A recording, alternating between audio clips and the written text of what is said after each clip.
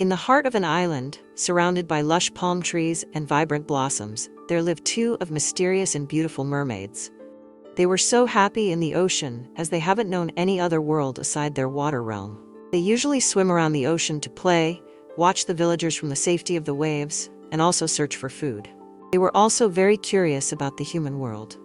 One fateful day, one of the mermaids swam out of curiosity about the human world. In the process, she swam really far, and while swimming, she realized something held her back. She couldn't move. To her greatest surprise, she has been caught by a fishing net. Upon looking back, she realized that her mid-shimmering tail was caught in a tangle of seaweed. She was in a net. She saw two figures she hasn't seen in her entire life pulling the net. She started singing, as that is what they do most times in the ocean. Her voice was so melodious. She has been caught by Fisherman. Moved by compassion, the fisherman offered to help her, but was afraid, and he said to his friend, "How did we caught this? Looks like a mermaid, but very beautiful, with a melodious voice." The two fishermen, Richard and Tony, always come to fish in that ocean, but had never encountered such thing. Richard approached the distressed mermaid and carefully freed her. Grateful for his assistance, the mermaid promised to repay his kindness. She returned back deep in the ocean, but she couldn't stop thinking about how good-looking Richard was. She was already blushing, full of love. She couldn't just wait for the morning, so she would see Richard again. The next morning, she went to that same spot and sang in a very beautiful, melodious and soft tone like the other day, hoping Richard and Tony would pass by. Soon the two friends drew close to the sound as they were fishing. It was their usual route to fishing. "Listen, Tony," Richard said. "The voice sounded like that mermaid we saved yesterday." Richard said, "Yes, she is the one. Maybe she is waiting for us to appreciate us for yesterday." So they went to her. When they got there, Richard just couldn't resist the beauty of the mermaid. They embraced each other, gazing directly at each other's eyes. There were lots of feelings they couldn't explain. Slain with love, Richard was speechless. The mermaid said, "Hey, I just want to say thank you. So I came here. I was thinking perhaps you would pass by as my instincts directed me, and you did pass by. I have brought this gift for you and your good-looking friend for saving my life yesterday. You didn't have to do that, but you did, and I'm very grateful for it." She said, "This is the least I can do for saving my life." She handed the gift over to Richard. Richard was engrossed with her beauty, and he was speechless, staring at her, his stomach. "Sorry, I forgot to introduce myself. My name is Richard, and this is my friend Tony. We do come here often to fish for our family, one of our means of survival." Without missing words, Richard whispers in the mermaid's ear, saying, "Meet me here tomorrow by 4 p.m. The mermaid smiled and nodded in agreement. So the friend left and continued their journey. They had a very great catch that day and made lots of sales. After selling the fishes in the market, Richard couldn't stop thinking about the mermaid, and the mermaid was thinking about him all night too. As their meeting time drew near, the mermaid dressed eagerly to meet Richard. Her friend noticed the change in her attitude, always smiling and blushing like someone who is in love. She asked her, "What is going on?" She replied, "Nothing really, but don't worry. I will tell you all about it when I come back." "Come back from where?" the mermaid asked. "I will tell you everything, I promise, just wait until I get back, okay?" So, they both agreed. The mermaid set out to see Richard. As soon as she arrived, Richard was already approaching the place. She was really excited. They started discussing and playing. The mermaid brought gifts of pearls and all manner of precious stones for Richard. He gave her a kiss that sunk down in her spine. She had never had that kind of feeling her entire life. "When will you take me to see your world?" she said. "Soon you will, don't worry. But how can you walk on your feet since you don't have legs like me?" "Don't worry about it, I will figure out a way." They spent quality time together, and they became intimate. A very strange and beautiful feeling the mermaid hadn't seen before, but she enjoyed it. Shortly after, they parted ways, and the mermaid gone back to the deep ocean. When the mermaid returned back to her friends, they were already at her place, waiting to get the full gist of everything that happened. She kept smiling as her heart was beating so fast. "I think I'm in love with this person." They asked, "Please don't shout when I tell you, okay?" "We would," they agreed. "He's a human." "A human?" "Girl, how did you do it? I've always wanted to test a human. Can we see him?" "Don't worry, you will see him soon," she replied. Days turned into weeks and weeks turned into months. Richard and the mermaid saw each other every single day at their usual spot. Each visit was with gifts. Soon, Richard stopped fishing. He said to himself, "I have to stop work now. All I need to do is to just continue seeing the mermaid. All her gifts cost lots of money. She will keep bringing gifts for me.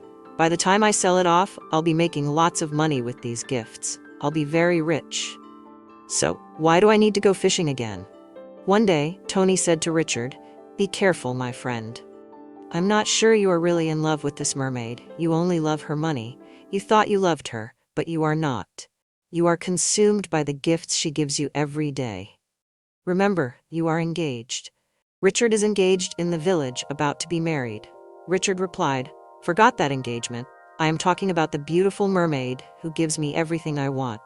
You are here talking about one stupid engagement. Can't you see?" Tony exclaimed. "You don't love her, but the gifts she showers on you. I can see the mermaid loves you so much. Mermaid is not what you play with. Don't say I didn't warn you." "Everything is under control, my friend. If you say so," Tony replied. On this special day, the mermaid went to their usual spot, and this time she went with her friends because she promised them they were going to meet him.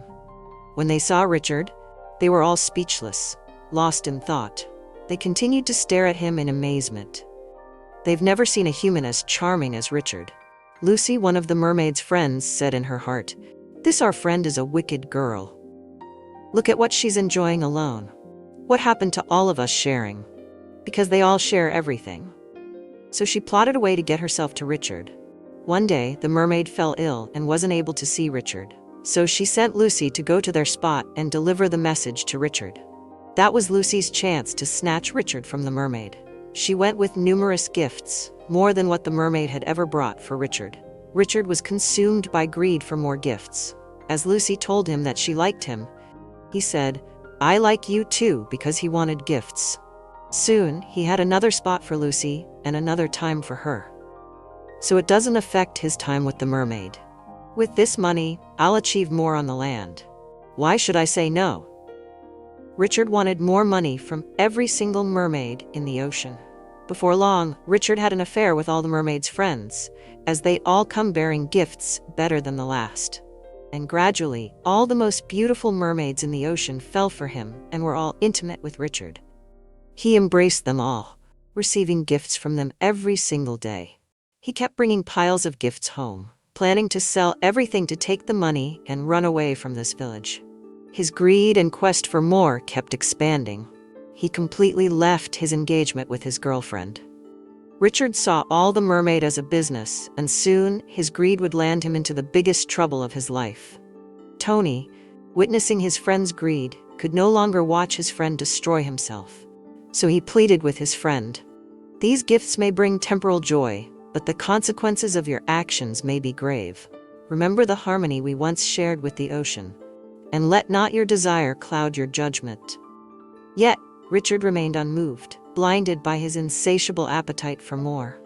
All the mermaids, growing desperate to win his affection, offered him their most precious possession. This continued for a long time. One day, the mermaid swimming through the ocean, in a time different from when she normally meets Richard, she saw one of her mermaid friends, Lucy and Richard, playing affectionately. She was so mad, but she didn't confront them. When Lucy returned, she asked her what she was doing with Richard. "He is my man," Lucy replied. "You are so wicked. How can you have such a handsome human all to yourself? I like him too, and you won't have him alone." The mermaid was so angry. She called all her friends and asked how many of them were seeing Richard. They all admitted, "I like him too. I am having an affair with him," and she discovered that all her friends were having an affair with Richard. So, the battle to be chosen began. The once peaceful mermaids became quarrelsome as they would fight each other because of Richard. Something unbelievable happened. They all found out they were all pregnant, and it was a huge news in the ocean. Soon, the news got to the queen and the ruler of the ocean, and she summoned all the mermaids. They all gathered around her as she began to question them one after the other. The mermaid said, "My queen, I met him first. Then, I introduced him to my friends, and they took him from me. I thought they were my friends. The queen said, I've always known that you have very big eyes. You trust too much, and that's your problem. Sometimes you let your results speak, not telling people about your process. They will follow the process and get the results before you. Never share your personal affairs with your friends. You have learned the hard way. But I still love him, the mermaid said. That is your problem. Does he love you the same? Now, listen, all of you. I have always told you to stay away from this human, that they will destroy you, but you refuse to listen. Though I have come across some really good ones, the majority of them are evil. You are all sisters and daughters of the ocean. How dare you fight yourself because of a common man, not just fighting, and you are all pregnant for him. One man. How could you all do this? I am so disappointed in all of you. Listen, the man you are fighting and dying to doesn't love any of you. Sure, he loves me, the mermaid said. But the queen continued. Greed crawled into his heart and overshadowed his sense of reasoning. All he wants is to get gifts from you. Can't you see? He plans to sell them and be wealthy, and then leave all of you by traveling out of the village. They didn't believe the queen. Then the queen brought out a mirror and played before them his conversation with his friend. They saw how Tony warned Richard about his plans to make more money from them by receiving gifts, and most of all, the engagement with his human girlfriend. They were so furious and decided he must pay for playing with all of them that way. They wanted to destroy the whole village, and they would never get a single fish from the ocean. But the queen said, I will permit you to do whatever you want to do with him, but leave the village alone. For the sake of the friend who have always rebuked and warned him about his actions, leave the village and deal with the culprit. Devour him, do as you please with him. So they decided they would bring him to the ocean and allow him to be beaten by sea beasts. But the mermaid pleaded with them because they were all carrying his child. Besides, she sincerely loved him, she said. He saved my life. I know he did wrong. He is a good man. It's just that he allowed greed to consume him. So all the mermaids took everything they had ever given to Richard. They shared them equally among themselves, but the mermaid took a portion and gave them to Tony, Richard's friend. She said to him, You are a good man. You deserve this, and more. You've been warning your friend just that he refused to listen. He is a good man too, but I don't know why he allowed greed to come into his heart and destroy his soul. They afflicted Richard with an incurable disease which he struggled with for the rest of his life. And he died as a single man and never had kids on the land because of his greed. And he was never married. The moral of this story is that greed is like wildfire. It starts gradually without you even knowing it. And before you know it, it spreads uncontrollably until it lands you into the trouble of your life. Also, learn to shut your mouth. Allow your resort to speak. When you tell people your process, they will get your resort. If the mermaid had kept quiet, no one would have known about Richard. Perhaps they would have gotten married. She lost the love of her life because she talked too much. Thank you so much for watching. If you like the video, please subscribe to the channel and don't forget to share it with your family and friends.